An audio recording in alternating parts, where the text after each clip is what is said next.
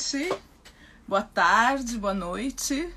Feliz sábado para vocês e feliz dia 12 de outubro, que é dia das crianças e também é dia da padroeira do Brasil, de Nossa Senhora Aparecida, né? Então a gente está homenageando aqui a Nossa Senhora Aparecida com o azul, que é a cor dela. Bom, gente, mais uma live surpresa, que eu faço as lives surpresas, sim, e vou deixar esse conteúdo guardado aqui no Instagram e também no canal do YouTube. Para quem não me conhece, eu sou a Beth Firmino, você está no canal Poética de Orixás. E esse canal é um canal de pesquisa, né? Como vocês já sabem, a gente está falando aqui o tempo todo da pesquisa que eu desenvolvo, do meu método de trabalho e tudo mais. Então, hoje, essa live que eu vou desenvolver hoje com vocês é uma que se chama interdisciplinar. Normalmente eu tenho ela para fazer na sexta-feira. Porém, como vocês sabem, os conteúdos que a gente desenvolve, eles não são conteúdo, pelo menos o que eu desenvolvo, são conteúdos que têm um certo elemento de material. Então, de material que eu digo que eu necessito uma preparação, na verdade é uma aula, então é alguma coisa consistente, não são simplesmente as minhas ideias. Então, por isso eu tenho que preparar sim, e isso realmente algumas coisas levam um pouco mais de tempo. Olá, tudo bem? Bem-vindo, bem-vinda. Então leva um pouquinho mais de tempo, tudo, e por isso que às vezes eu ao invés de fazer num dia, eu faço no outro, mas eu faço, né? Hoje, o que eu vou dizer, como eu estava falando, meu nome é Elizabeth Firmino Pereira, eu sou brasileira, moro em Madrid, eu sou atriz, arte educadora, pesquisadora, doutora em artes cênicas pela Universidade Rei Juan Carlos, aqui da Espanha, de Madrid, e a minha pesquisa é sobre o candomblé. O candomblé do Brasil, que é uma religião de matriz africana, mas não só o candomblé e toda a questão das matrizes africanas e dentro do âmbito das artes e da cultura. E eu também sou uma pessoa de dentro do candomblé, eu sou ebome, ou mãe de santo, com 34 anos de iniciação, e a minha pesquisa de campo ela foi realizada durante esse período todo, e com muita calma, com muita tranquilidade, como eu já expliquei outras vezes. E assim, hoje o que eu vou falar é justamente sobre as bases da pesquisa, né? De uma pesquisa interdisciplinar, que é realmente o que a gente precisa desenvolver hoje, porque no século XXI é impossível você fazer uma pesquisa que tenha uma validade, que dialogue com a realidade, que não tenha um caráter interdisciplinar. Porque nós vivemos num mundo onde as informações já se conectaram de maneira abismal, então não existe como você abordar um tema sem ter que tocar em outro. Então, por isso a importância mesmo de ser interdisciplinar para estar dialogando com a realidade, né? E justamente quando a gente fala de pesquisa, a gente fala de metodologia, a gente fala de método, a gente fala de linhas de pesquisa, a gente fala de áreas de conhecimento, então nós estamos falando de escolhas. Exato, escolhas. Por quê? E além do mais, a gente está falando da importância das escolhas, pois o que você escolhe, ele vai determinar a abrangência do seu trabalho, ele vai determinar limites para o que você vai pesquisar, ele vai determinar muitas coisas, inclusive a sua formação, que é o que você realmente está buscando quando você vai fazer uma pesquisa acadêmica, seja um mestrado, um doutorado, ou mesmo uma licenciatura que você queira concluir uma investigação, uma pesquisa. Então, de alguma maneira, você também quer aprender. E esse aprendizado você vai levando adiante. Então, é importante você escolher bem alguma coisa que realmente vá dialogar com aquela realidade que você quer trabalhar, que vá dialogar com o futuro que você quer desenvolver. Então, por isso, é uma escolha. É como você se casar. Você vai escolher uma pessoa para se casar, mas você não tem uma data de validade para aquele casamento. É algo que você pensa em levar para o seu futuro. Então, escolha bem, porque não é assim que você escolhe agora, amanhã você muda de opinião. As coisas que a gente escolhe na pesquisa, elas deixam marcas. Então, por isso é importante. Deixam marcas, deixam vícios e deixam problemas também, se a gente não tiver cuidado. Bom, o que eu falo para vocês, a minha área de pesquisa é artes cênicas. Eu sou de uma área que se chama etnocenologia, e é uma área dentro das artes cênicas que propõe determinadas pesquisas com objetos culturais e que ainda dá a possibilidade de realizar pesquisas interdisciplinares e também realizar uma pesquisa artística, né, que já tem uma abrangência diferenciada. E, além do mais, eu trabalho com campos como o candomblé, que são religiões de matriz africana, o que envolve técnicas também da antropologia. Então, tudo isso me levou a pesquisar várias áreas do conhecimento. E eu acho assim, hoje o que eu quero dizer para vocês, né, como eu digo sempre, é a diferença entre pesquisar pelas artes cênicas e pesquisar pela antropologia. Eu sempre fui muito empurrada para pesquisar pela antropologia. Eu estudei bastante antropologia para poder incorporar ao meu trabalho, mas eu compreendo que a antropologia ela não vai suprir todas as necessidades do meu trabalho, do que eu tinha proposto pesquisar. Portanto, eu optei pelas artes cênicas e busquei uma linha de pesquisa que fosse adequada para mim. Assim porque realmente eu não ia ficar com o trabalho pelas metades. E olha, eu acho que eu fiz muito bem, porque eu terminei o doutorado e tudo que eu fiz no doutorado, hoje eu tenho utilidade para mim.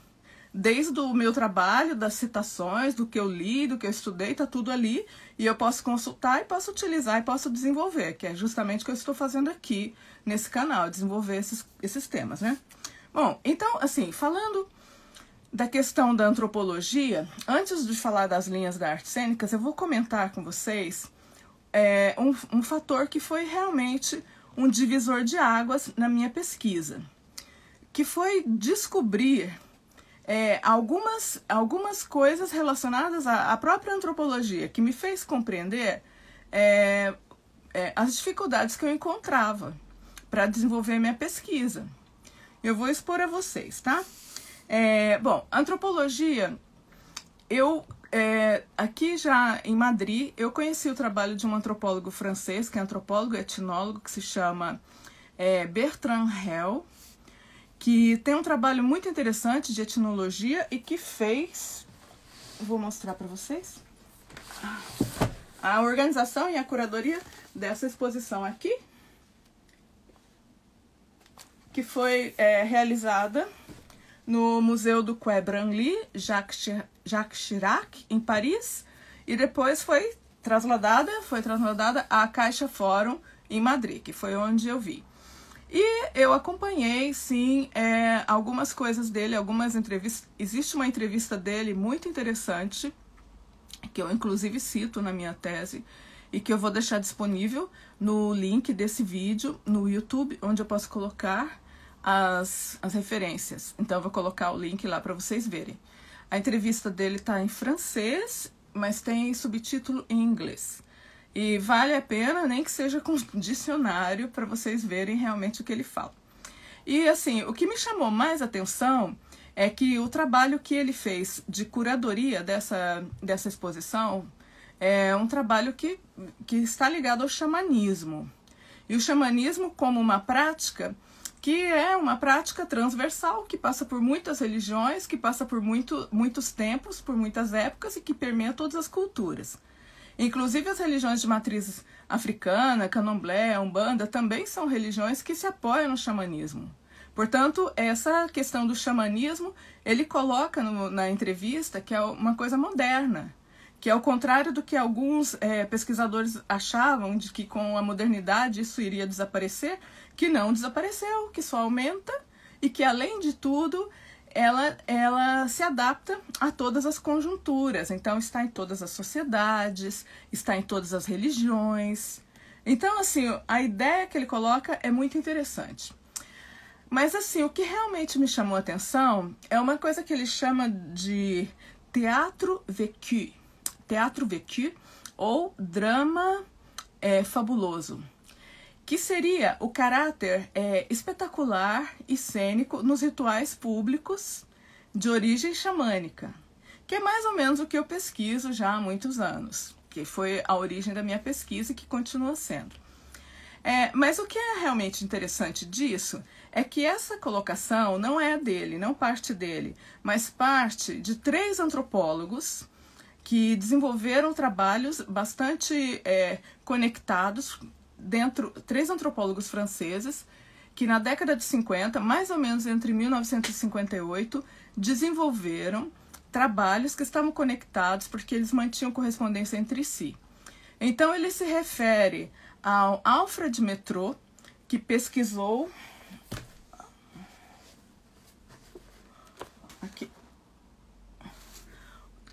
o Vodou no Haiti.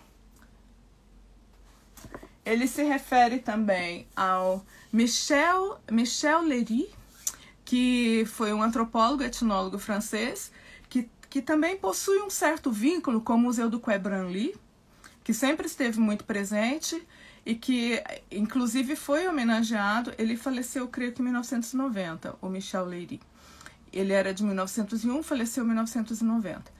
O Michel Léry, ele foi homenageado com uma exposição no Museu do Quai Branly, com conferências e tudo mais, e no Centro Pompidou, em 2015. E o trabalho dele também é um trabalho literário, além de etnólogo, de antropólogo, e também um trabalho artístico. E, além do mais, o terceiro antropólogo dessa tríade era justamente o Roger Bastide. Roger Bastide, ele é muito conhecido no Brasil, porque ele foi quem estudou o candomblé. O candomblé no Brasil, foi quem começou a escrever sobre o candomblé e tudo, desenvolveu uma pesquisa muito consistente na Bahia. Inclusive, não nessa entrevista ele não cita o Pierre Verger, mas o Pierre Verger ele cita no livro e cita também na exposição, que já não está mais disponível. Ele cita no livro, nos textos que tem no catálogo desse livro. Mas, assim, a questão do Pierre Verger, ele já entraria numa outra classificação, mas estava também dentro desse grupo. Ele já entraria na classificação de, por exemplo, antropólogos que eram iniciados, porque o Pierre Verger era iniciado ao culto de Ifá. Pois bem, então, ele fala que esses três antropólogos, a gente tinha o Roger Bastide, no Brasil, que pesquisava o candomblé.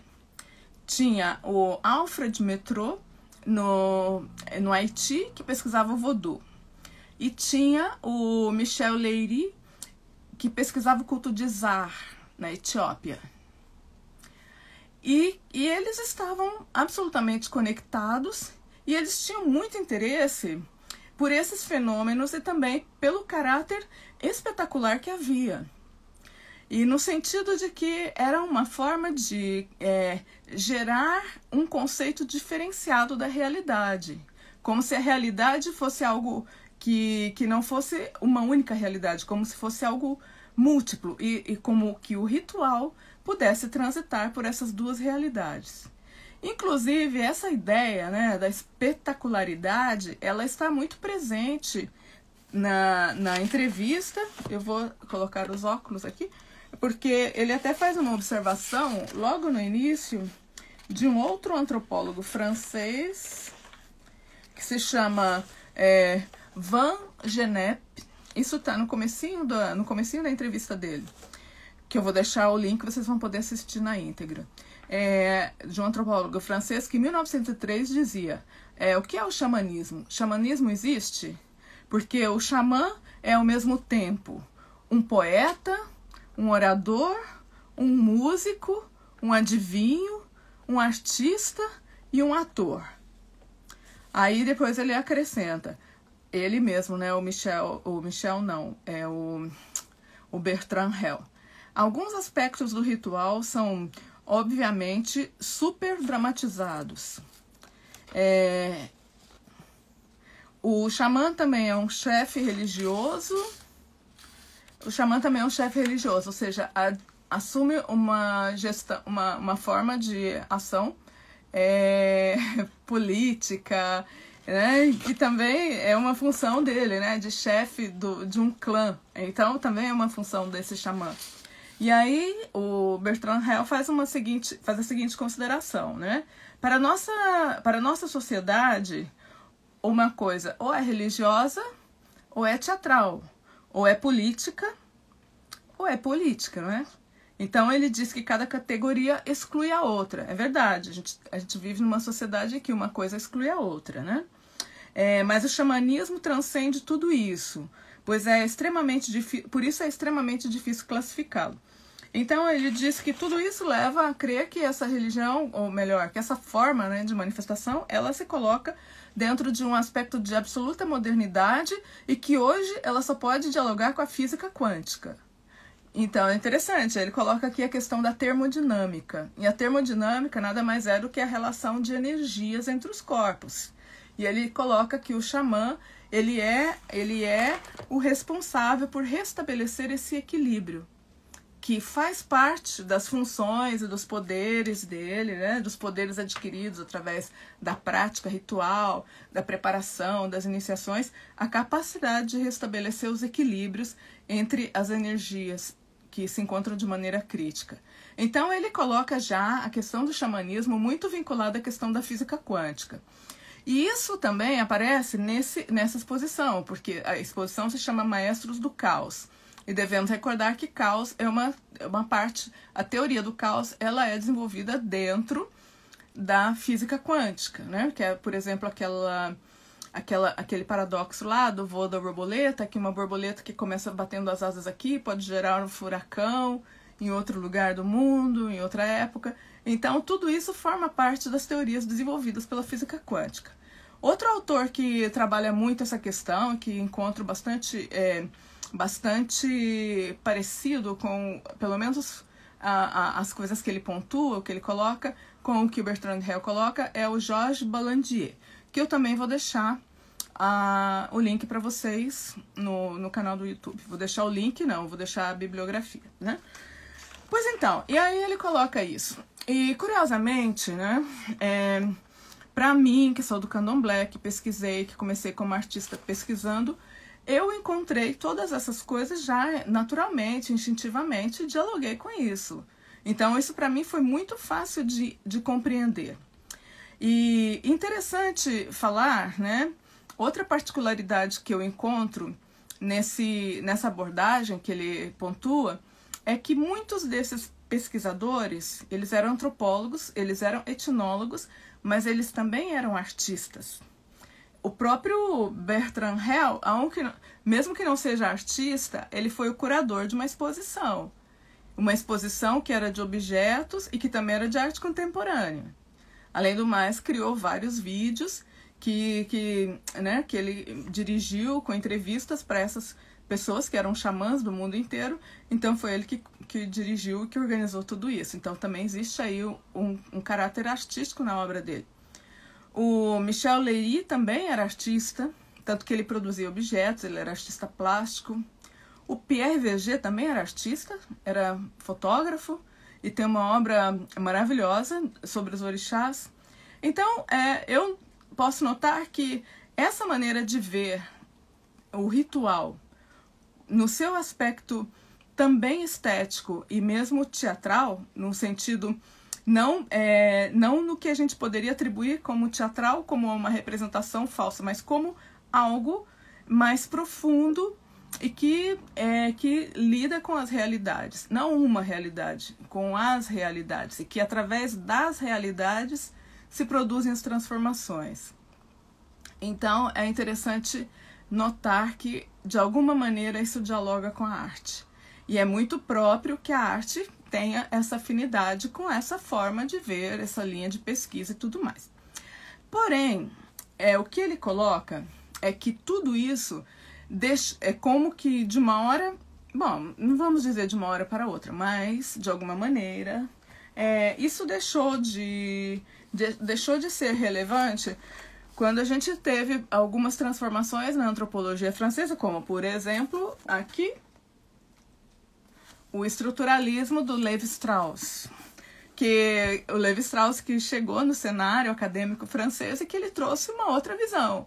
Ele trouxe uma visão, por exemplo, de que era muito mais importante o relato do antropólogo, que era muito mais importante que houvesse um distanciamento e que as questões dos sujeitos em si, como eles manifestavam e o que eles falavam e o que eles queriam dizer, já passavam ao segundo plano, porque tudo era transladado ao relato do antropólogo. Então, o antropólogo fazia sua pesquisa ali, mas o seu trabalho realmente como antropólogo era de compreender e relatar. Então, essa foi uma mudança estrutural, como ele disse, e que não permitiu que essas pesquisas avançassem. E é interessante recordar que, por exemplo, o próprio Alfred Métraux ele não terminou a vida na França, ele terminou a vida nos Estados Unidos. O Roger Bastide, sim, terminou a vida na França, mas eles foram perdendo a importância, os trabalhos deles foram, de alguma maneira, desaparecendo ou permanecendo em determinados setores, mas não tiveram o desenvolvimento dessas pesquisas como poderíamos pensar que iria ocorrer a partir daquele momento. Então, essas coisas acontecem e hoje a antropologia que nós temos, especialmente no Brasil, ela deve muito ao Lévi-Strauss, muito. Por quê? Porque ele foi o fundador do Departamento de Antropologia da USP. Só isso. Uma das maiores faculdades de antropologia do Brasil, foi ele quem fundou. Então, o estruturalismo ele está muito ancorado no Brasil. E o fato dele estar ancorado no Brasil significa que o espaço para esse tipo de pesquisa, ele de alguma maneira, ele desaparece. Ele desaparece. Então, de alguma forma, eu posso compreender por que foi tão difícil para mim desenvolver uma pesquisa como essa que eu desenvolvi. E que eu não pude desenvolver ali. Eu fui desenvolver aqui na Espanha, com outro ambiente. E nem era na antropologia, porque eu não pretendia fazer na antropologia. E se realmente eu tivesse feito dentro da antropologia, eu já entendia que eu não poderia desenvolver isso, porque eu já conhecia a antropologia no Brasil. Eu não conhecia esses detalhes da linha de pesquisa, como um paradigma havia sido cambiado e como isso tinha uma consequência direta no que se pode investigar e como se investiga. Eu não tinha consciência de que havia essa mudança de paradigma, mas eu conhecia a antropologia como tal. E como tal, eu já tinha muito claro de que não cabia o trabalho de pesquisa que eu faço. Então, por isso eu não fiz na antropologia. Eu fiz nas artes cênicas. E nas artes cênicas eu me encontrei com outra questão, que era justamente a ausência de linhas de pesquisa para poder desenvolver isso em profundidade. Que não existiam. Eu vou falar agora para vocês das coisas que existem. Existem, de alguma forma sim existem, mas são muito ainda incipientes, ainda necessitam desenvolver mais para que realmente a gente possa ter bases metodológicas assentadas, para que realmente a gente possa ter condições de desenvolver pesquisas com muita qualidade e ao mesmo tempo com suporte, né, que os pesquisadores necessitam. Porque quando você está pesquisando, está começando a pesquisar e está encontrando as dificuldades que você encontra no seu campo, então você realmente necessita ter um apoio e ter uma base mais sólida, né?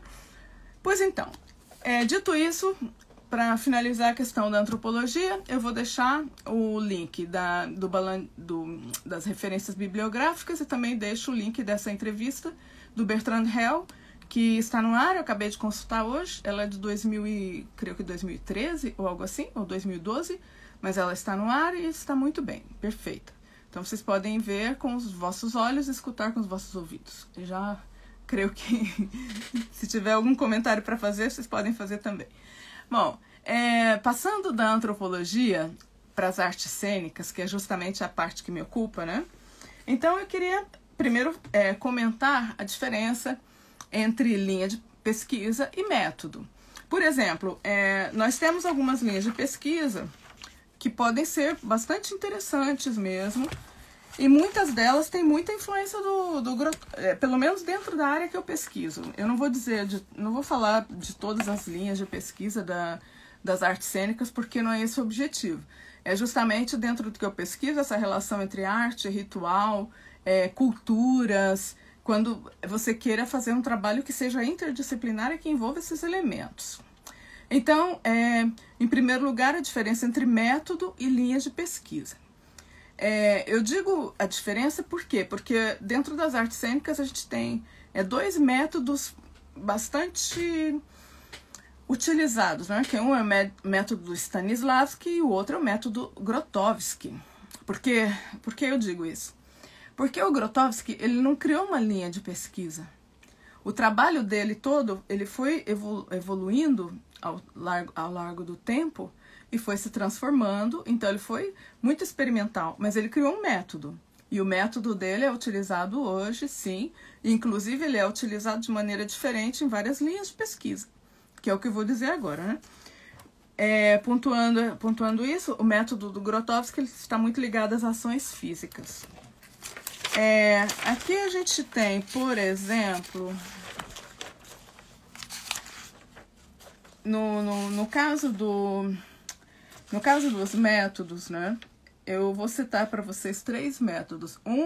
Ou melhor, 3 linhas de pesquisa. Não são métodos, são linhas de pesquisa. A etnosonologia, que é a que eu me filiei, a antropologia teatral e os estudos da performance. Bom, de todas elas, a gente encontra muita influência do Grotowski, sim, porque ele pesquisou culturas, ele pesquisou ações físicas, ele pesquisou rituais, então tudo isso está dentro dessas linhas de pesquisa. A etnosonologia, ela tem um caráter bastante interdisciplinar, ela parte da questão da etnologia e ao mesmo tempo da etnologia como a espetacularidade, né? Então ela propõe você pesquisar um espetáculo, propõe mais ou menos 2 formas. A espetacularidade dentro de elementos da cultura, que são representados pelo ethos. Ou, o contrário, você pesquisar esses elementos da cultura dentro da sua espetacularidade, ou seja, dentro da sua elaboração artística, que é mais ou menos o que eu faço, que é o que eu proponho, que é justamente pesquisar os elementos da cultura e dentro da minha própria espetacularidade. Então, é uma forma também de abordar a etnocenologia.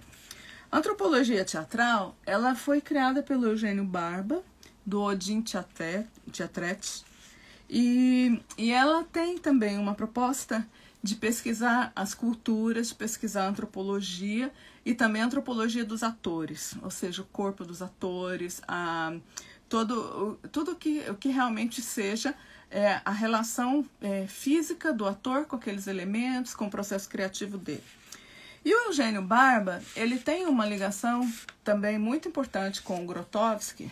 Tem um livro dele que eu gosto muito, se brincar, acho que é o livro que eu mais gosto, esse daqui. Que fala, o nome desse livro, eu não sei como ele está publicado em português, mas em espanhol, esse aqui. O nome dele é La Tierra de Cenizas e Diamantes. Esse livro, ele conta toda a história dele com o Grotowski, toda a história de trabalho dele com o Grotowski, de quando ele era jovem, que ele foi assistente. Então ele conta do começo mesmo, né, do Grotowski, e como foi que ele começou também o Odin, que foi a companhia que ele fundou, creio que em 1966, né? No ano que eu nasci, ele fundou essa companhia. E ele também foi o editor desse livro aqui,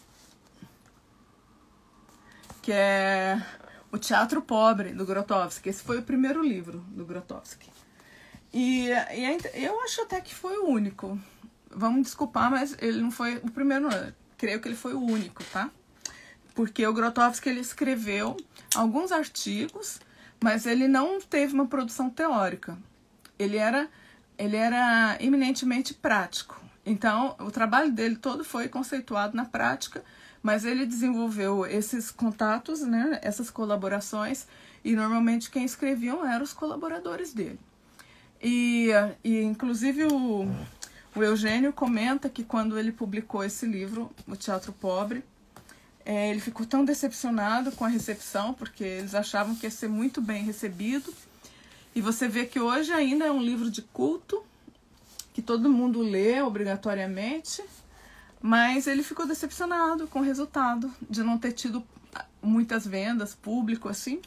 E aí, talvez por isso, ele deixou de lado os livros, ele não escreveu. Ele tem alguns textos publicados, tem alguma coisa, mas assim, livros não. E assim é.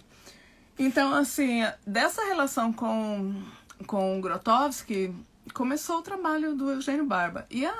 Claro, e depois, logicamente, prosseguiu. Ele fez as pesquisas dele, com o grupo dele, com a companhia dele e tudo mais.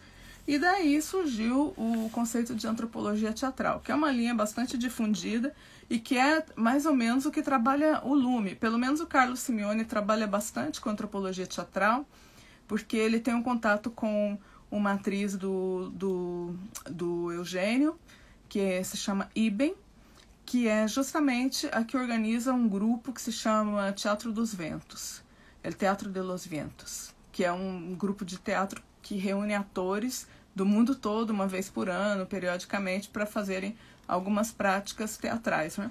Então, o Carlos Simeone é desse grupo já há muitos anos, então ele tem muita influência da antropologia teatral. E por isso é tão importante a observação que ele tem do corpo, não só ele, como todos os atores do Lume. O próprio Luiz Otávio Burnier tinha também essa observação do corpo, porque vinha desse teatro que era mais corporal, que também não é só de influência do Grotowski, que amanhã eu vou falar sobre o trabalho do Luiz Otávio Burnier, então eu vou falar um pouco também das influências dele, que tem mais influências aí, né? Bom, então, além da antropologia teatral, a gente tem também os estudos da performance, que foi alguma coisa criada pelo Richard Schechner. O Richard Schechner era professor da Universidade da Califórnia e ele esteve também colaborando assiduamente com o Grotowski no período que o Grotowski esteve nos Estados Unidos como convidado na Universidade de Irvine. E foi justamente aí que ocorreu o encontro entre o Burnier, Luiz Otávio Burnier, e o Grotowski, porque o Luiz Otávio foi a participar de um workshop de um mês ali em Irvine, foi quando ele teve contato.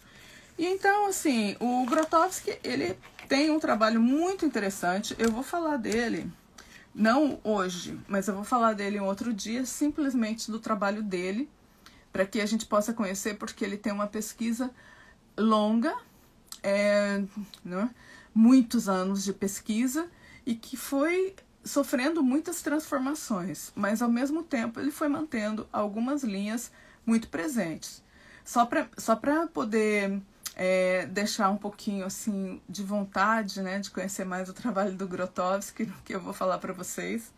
Eu vou comentar que o Grotowski, nos últimos anos dele de vida, ele foi convidado, ele já estava na Itália, em Pontedera, onde ele morava, ele tinha um estúdio ali, mas ele foi convidado pela Universidade de Paris para dar 3 seminários, e o título dos seminários eram As Pátrias de Grotowski. Então, eram 3 seminários. O primeiro era sobre a Polônia, onde ele falava de toda a trajetória dele na Polônia, sobre o teatro dele ali e tudo que ele fez ali, que foi uma fase de muita produção artística.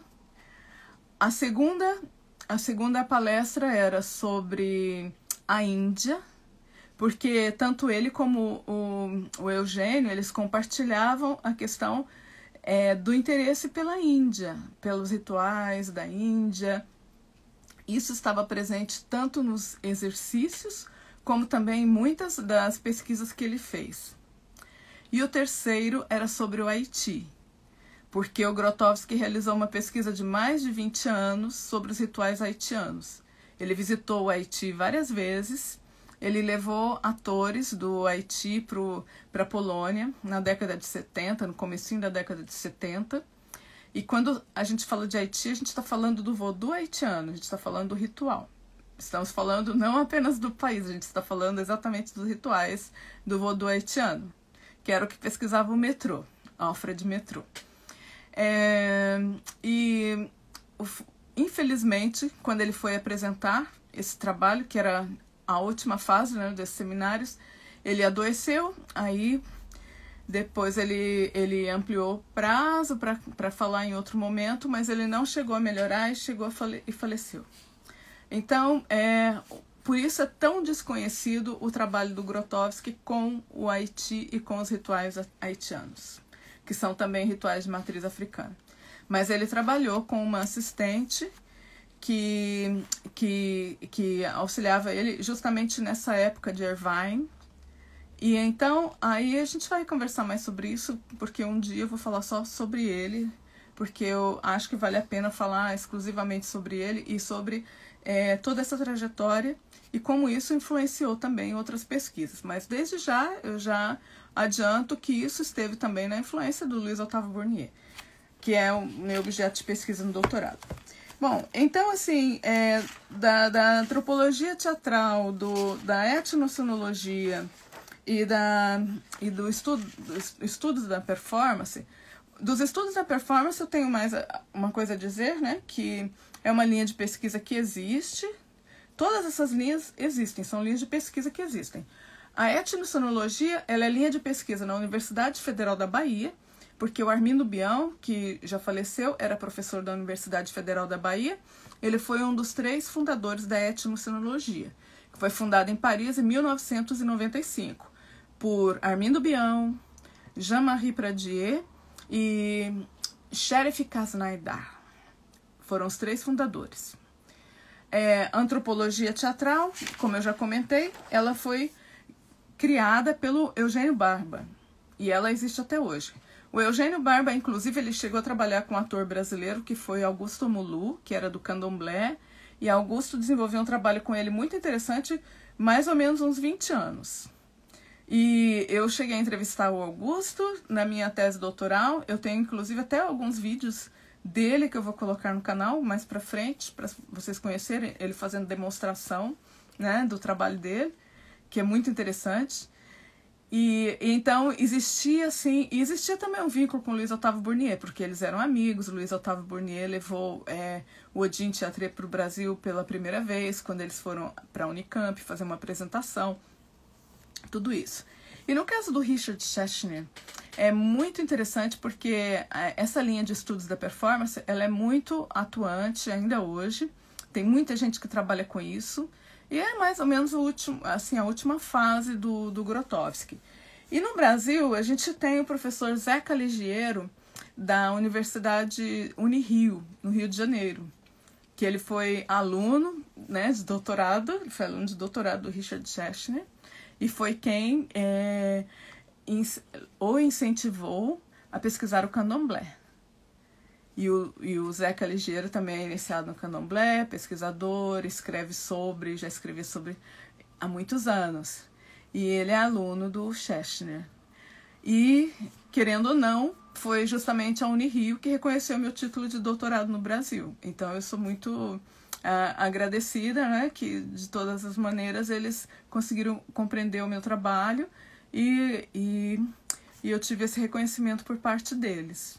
Então, de alguma maneira, a gente está muito integrado aí, e isso eu vou falar um pouco mais outros dias, porque eu tenho, inclusive, um texto que amanhã eu vou tocar um pouco sobre ele, que é a poética dos atores, que é como essas pessoas que pesquisaram essas linhas de investigação, que eram mais vanguardistas dentro das artes cênicas, como elas estavam intimamente ligadas. De alguma maneira, elas tinham muitos vínculos entre elas. E muitos vínculos que são intergeneracionais. Como, por exemplo, só para citar um exemplo aqui, o Gordon Craig, que foi casado com a Isadora Duncan, não foi casado, mas teve uma filha com a Isadora Duncan. Ele era amigo do Peter Brook, do Olivier, e todos eles, e o Barrault também, eram pessoas que estavam ali intimamente ligadas e que, de alguma maneira, elas foram transformando os rumos do teatro ocidental. Então, isso não é pouca coisa. A gente vai falar ainda mais sobre isso. Por hoje, eu me fico satisfeita de ter falado exatamente o que eu falei, porque aqui a gente tem linhas de pesquisa e, como eu disse, temos que notar sempre a questão da diferença entre o método, a metodologia, a linha de pesquisa, porque a linha de pesquisa é o que te abre o caminho para você pesquisar o que você realmente quer pesquisar. E depois de pesquisar, de chegar às conclusões que você quer e de experimentar o que você necessita para poder chegar a essa conclusão, o caminho natural é que você crie um método de trabalho. E esse método de trabalho, ele é diferente da linha de pesquisa, mas ele é o resultado dessa linha de pesquisa. Porque depende do caminho que você toma. Você só vai chegar onde aquele caminho permite. Então é muito importante conhecer e escolher os caminhos. E uma vez que você escolhe os caminhos, você vai, faz o seu trajeto, e quando você termina, você simplesmente se reorganiza e cria o seu método de trabalho, né? O Grotowski, ele foi absolutamente dedicado ao seu próprio método, tanto que ele, como eu disse, ele publicou um livro que foi o Teatro Pobre, esse aqui que eu mostrei para vocês, que todo mundo conhece, e que está publicado, creio, em todos os idiomas no mundo. Mas ele desenvolveu trabalhos muito consistentes, e quem registrou isso foram os assistentes dele, foram os colaboradores, foram os admiradores, gente que estudou o tempo inteiro o que ele fazia. Mas ele se dedicou de corpo e alma a criar o seu método, e o método do Grotowski existe até hoje e ele é aplicado. O Lume também tem um método, porque o Luiz Otávio Bournier dedicou seu doutorado a criar um método de trabalho do Lume, que depois os atores foram desenvolvendo um pouco mais no quesito linhas de pesquisa, mas o método já estava assentado. Se ele tivesse concluído o trabalho dele de pesquisa no candomblé, provavelmente ele teria criado também um método, ou uma linha de pesquisa, não sei, mas eu acho que até mesmo um método específico para trabalhar com isso, porque ele estava bastante implicado. Eu, com o meu trabalho, com a minha pesquisa, eu também criei o meu método. E eu tenho meu método de pesquisa no sentido de ter uma metodologia, de ter objetivos, propostas e passo a passo para poder realizar. Então, o método, ele é uma consequência do trabalho, mas ele também é um fruto do trabalho que você faz. Portanto, ele tem as características daquilo que você pesquisou. E aí está a importância de escolher bem os caminhos, de escolher bem as linhas e de ser bastante criterioso na pesquisa que você faz. Porque só assim a gente pode chegar a bons resultados. E um método, para ele ser útil, aplicável, porque o método tem que ser aplicável, ele é alguma coisa prática, ele necessita ter todos esses critérios na sua elaboração. Aí está a importância de fazer uma pesquisa de qualidade. E aí está a minha luta e a minha reivindicação para que a gente tenha metodologias consistentes, que aí a metodologia já é diferente do método, porque a metodologia já envolve a questão teórica, ela envolve várias outras estruturas, que não apenas o método, que é uma coisa mais prática e local. A metodologia, ela tem essa abrangência, então a gente tem que ter metodologias consistentes, sim. Nós temos que fortalecer as linhas de pesquisa, sim. E como a gente vai fortalecer isso? Com trabalhos de pesquisa, com trabalhos de investigação, com discussões teóricas, com intercâmbio de informações e tudo mais. É assim que funciona. Porque as artes também são ciência. Dentro das artes a gente pesquisa.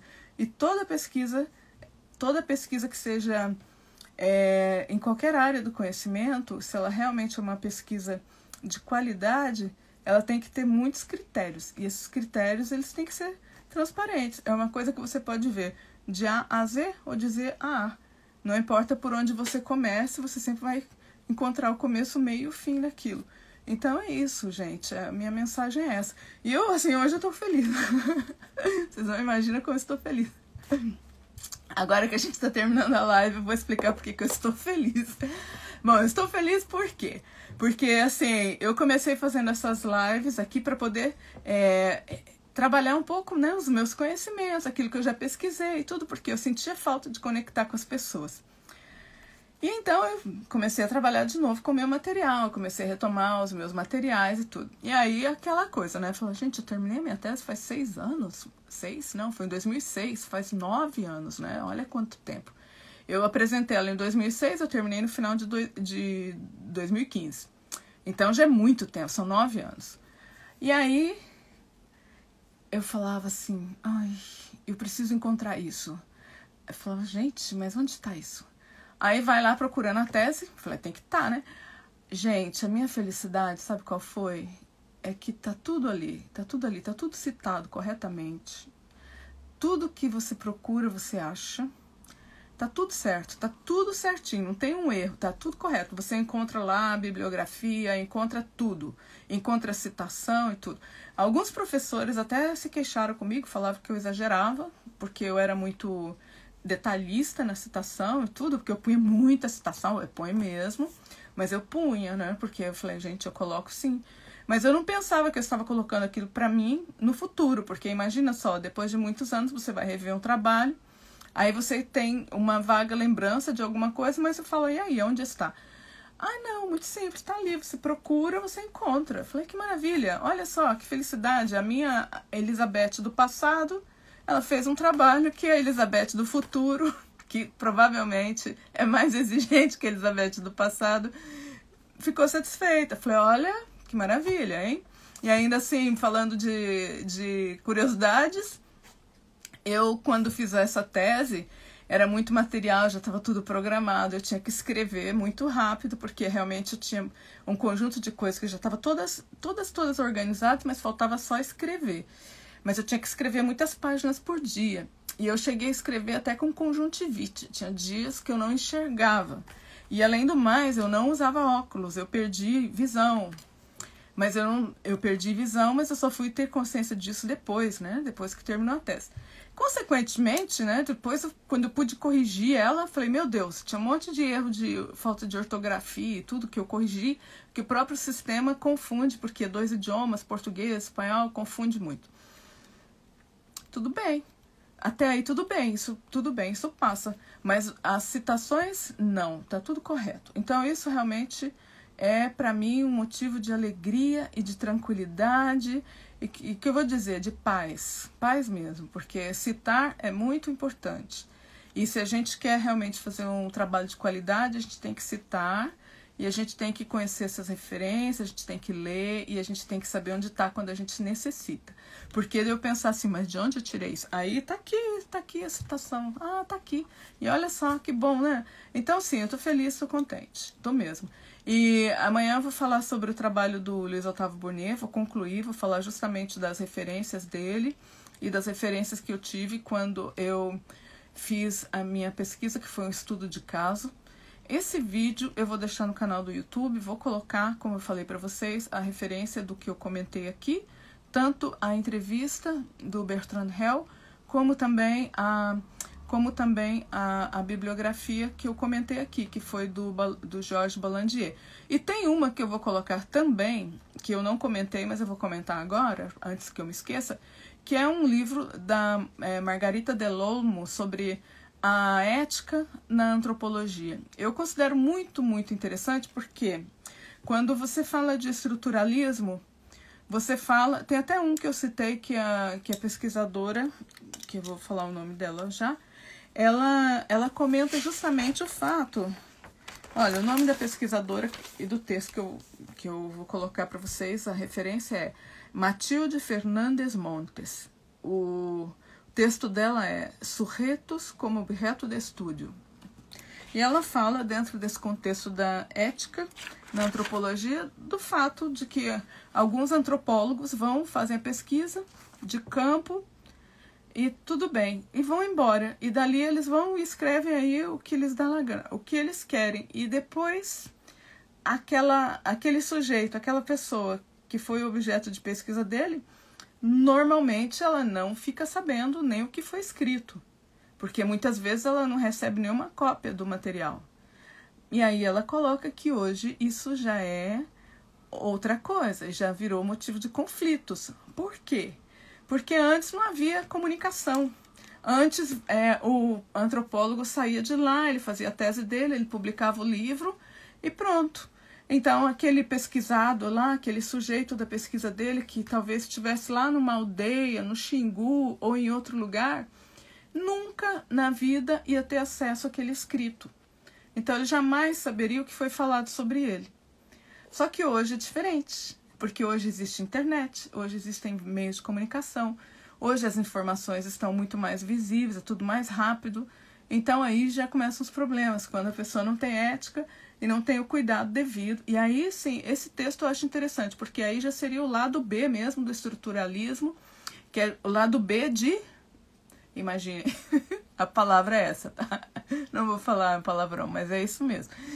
É o que passa, o que pode acontecer quando não existe um respeito por aquele ambiente que você está pesquisando, sem pensar que você pode ainda cair nesse tipo de situação, de que aquelas pessoas tenham acesso ao material que você produziu e que esse material possa vir a ser até objeto não só de conflito, até mesmo de conflitos legais.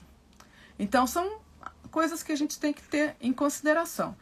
E que são, por exemplo, consequências, né, de você levar muito a ferro e fogo essa questão da narrativa, da sua liberdade como narrador de uma coisa que muitas vezes você nem conhece em profundidade e nem tem o devido respeito e nem tem a noção das consequências daquilo que você pode estar produzindo com o seu próprio relato profissional, porque um relato profissional tem peso. Então, a gente tem que ter consciência disso também, não é? Então, é isso. Mas, de qualquer maneira, como eu disse, a gente tem que repensar e retomar também um pouco dessa velha antropologia, essa que levava o sujeito em consideração e que era o primeiro a ser ouvido e que a sua palavra realmente contava e que as suas expressões também contavam e tentar compreender isso sem modificar o que é realmente colocado ali. Tem um esforço talvez muito maior do que simplesmente compreender com a sua própria ótica e dar a sua versão de uma coisa que nem sempre você conhece. Tá ok? Tá bom? Então, gente, muito obrigada. Obrigada a quem está aqui, obrigada a quem está seguindo o canal. E amanhã eu vou concluir sobre essa pesquisa que eu fiz de estudo de caso do Luiz Otávio Bournier e vou deixar todas as referências e esse vídeo aqui também eu vou deixar na lista de reprodução deles para que eles conheçam um pouco também do que foi falado hoje. Bom, gente, um abraço e muito obrigada. Até amanhã. Tchau!